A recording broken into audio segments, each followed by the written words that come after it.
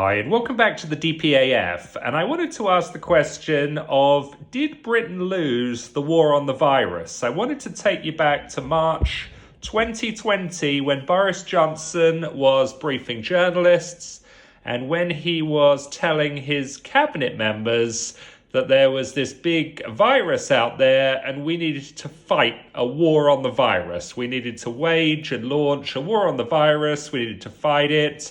I don't know if he said we needed to win or not, but he definitely said we needed to fight it. And here on September 11th, 2021, about 18 months later, I wanted to look and ask the question of, did Britain lose the war on the virus? And you, like me, will probably have knowledge enough of history to know that whenever countries like Britain wage war, they're always focused on two objectives, and leaders always mention this. I mean, objective number one is to fight for freedom, and objective number two is to fight to preserve our way of life. So we're fighting for freedom, and we're fighting to preserve our way of life. And it's a nice moment, I think, to grade Britain's performance against the virus, whether we have achieved these objectives. And I think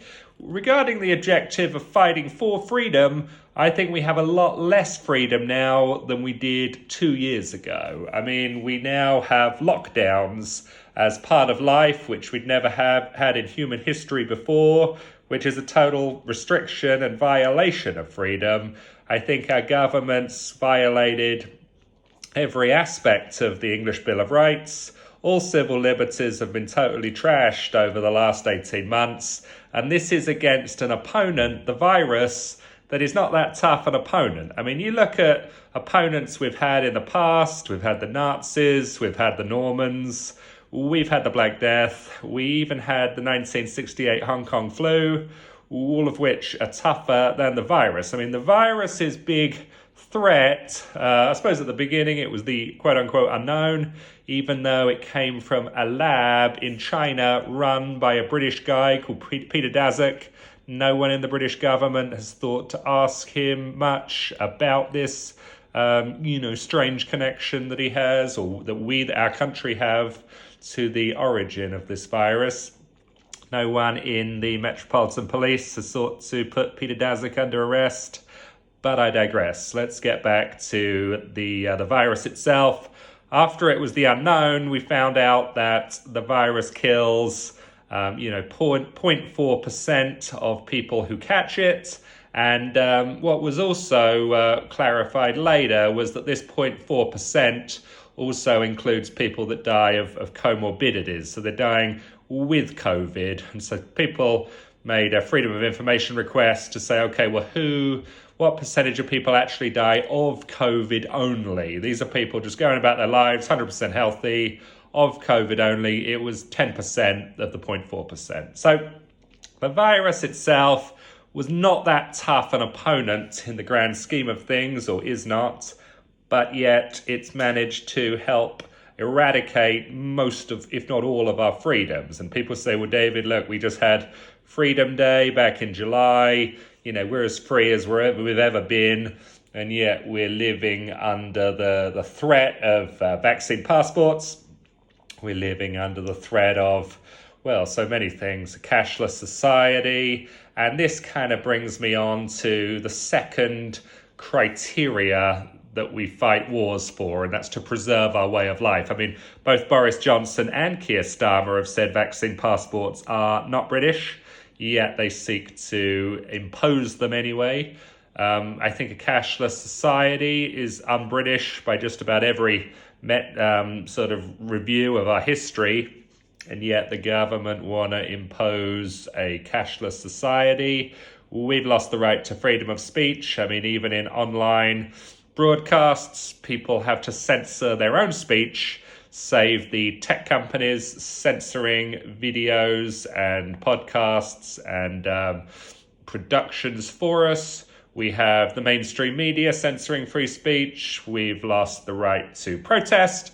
Of course, if you're protesting on behalf of Black Lives Matter, you go right ahead. But if you're protesting against the lockdown, that is not permitted.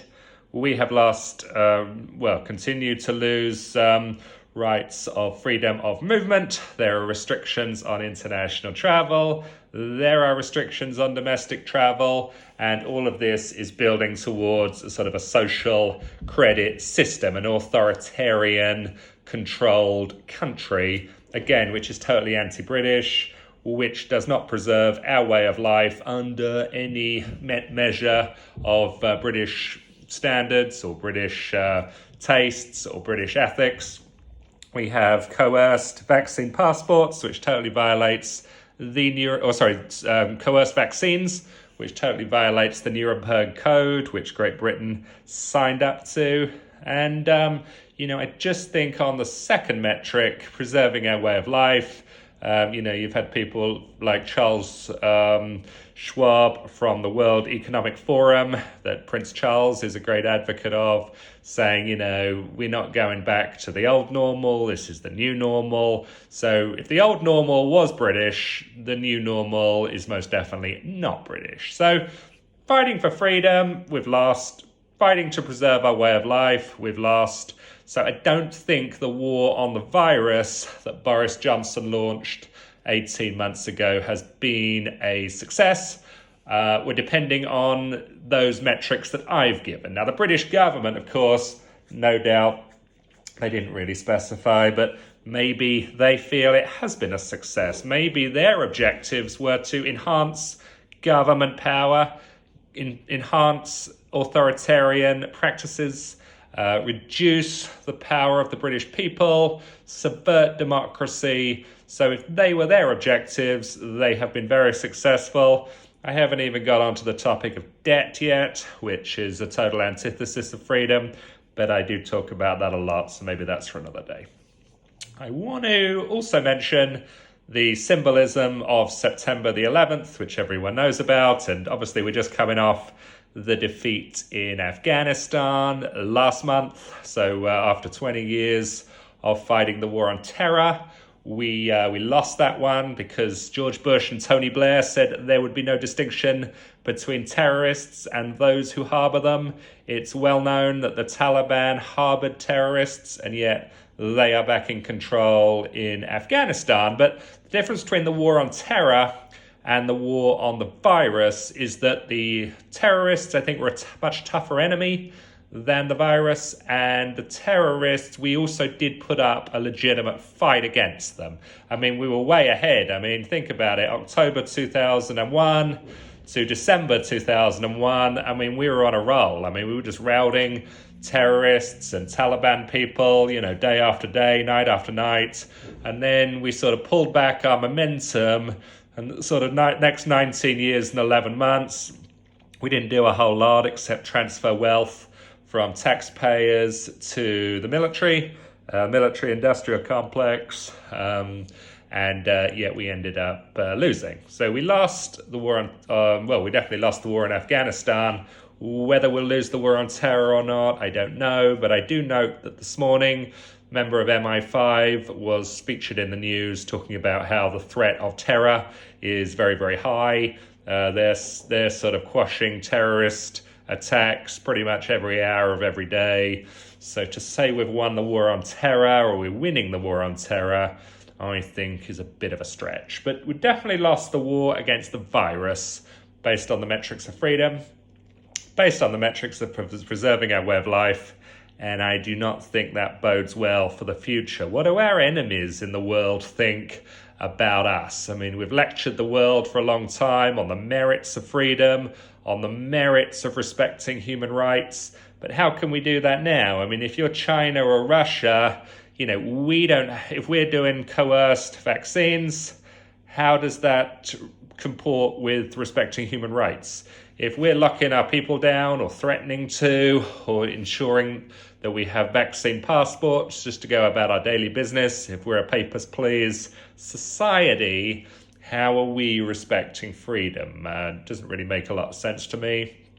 I just want to finish on a final point about the sort of coerced vaccines. And there's been a lot of stories in the news about, picking on specific individuals. This person was an anti-vaccine person, and then all of a sudden they got the virus and they died. So, the point being, take the vaccine and you live.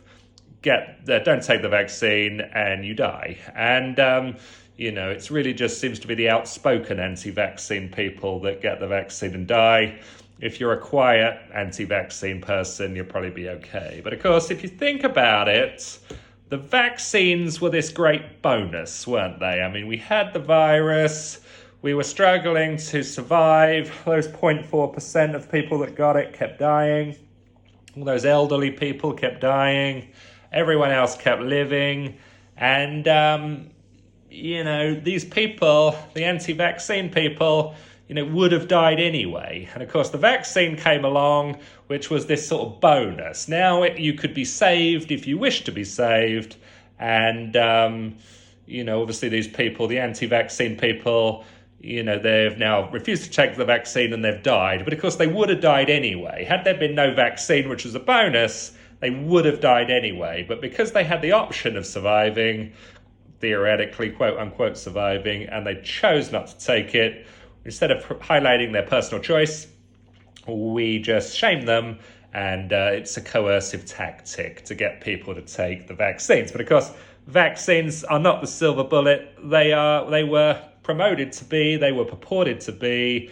Obviously, it's a massive wealth transfer from taxpayers tomorrow to pharmaceutical companies today. But, we don't talk about that so much. We just talk about the human element. But what about these anti-vaccine people? I mean, they were just living their life a couple of years ago. Suddenly, this virus came out of the lab in China, run by Peter Daszak. Instead of calling it the Daszak virus, instead of blaming Peter Daszak and his team, instead of blaming the CDC that were funding this lab in China, we blame the anti-vaccine people that were just living their lives. I mean, these are just British people. They're just living their lives. They survived the virus before the vaccine was invented. And then they had this bonus of the vaccine being invented. Now they could live. And yet they chose to stand up for their personal choice instead. These are great people, and we should be thankful for them standing up for our freedoms, unlike the British government that, throw our freedoms away against an enemy, the virus that we waged war on, that was not that strong. So hope you find this video interesting.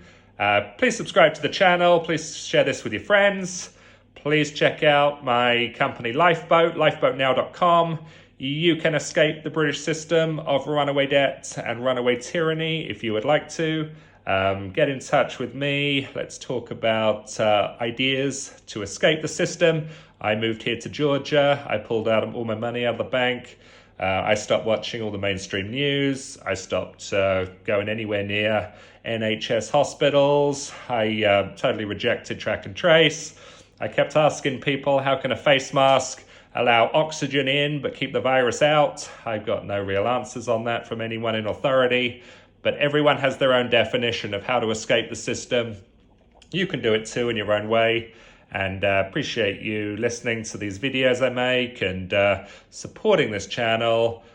Please feel free to get in touch with me anytime and let me know what you think about all these issues. Obviously, many people in Britain have their own ideas about what's going on. I am happy to hear from people at any time. So thank you very much. Have a great day, and we'll talk to you soon.